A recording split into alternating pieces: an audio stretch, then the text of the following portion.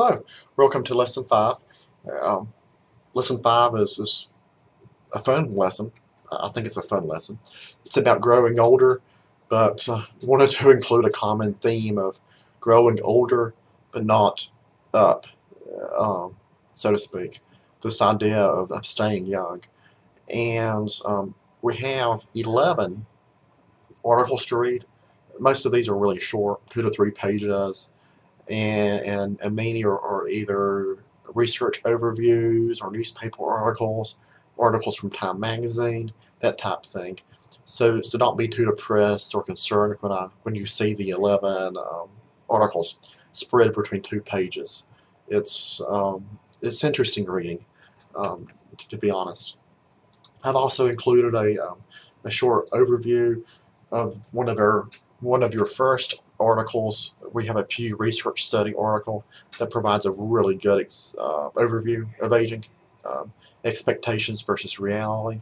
So I have included a short 11-minute introduction video that's narrated for that particular reading. Plus, in order to kind of break up the lesson a bit, I've included videos of some songs about growing older. Many of you will be extremely familiar with, or some of you may not be, but most of these I think you probably will. The first one being from Jimmy Buffett, Growing Older But Not Up, is the first video you have already seen. We have a Neil Young video, Old Man. Most of you probably have seen that one too. A Bill Withers video from many years ago in the 70s about Grandma's Hands. I think once you hear the song, you will remember it. And at the very end of the lesson, I've included a Forever Young version. Of course, Bob Dylan wrote Forever Young, but Norah Jones, I think, has the best Forever Young acoustic version that I've really ever heard. And wanted to share that with you. This particular version was actually recorded last October at the Steve Jobs celebration service on the Apple campus, so it's a little bit different.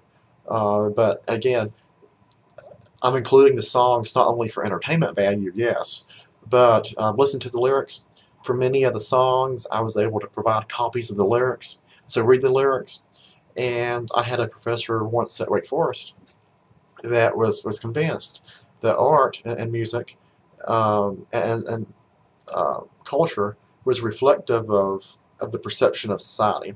So if we believe that songs are reflections of society, then those songs can tell us something.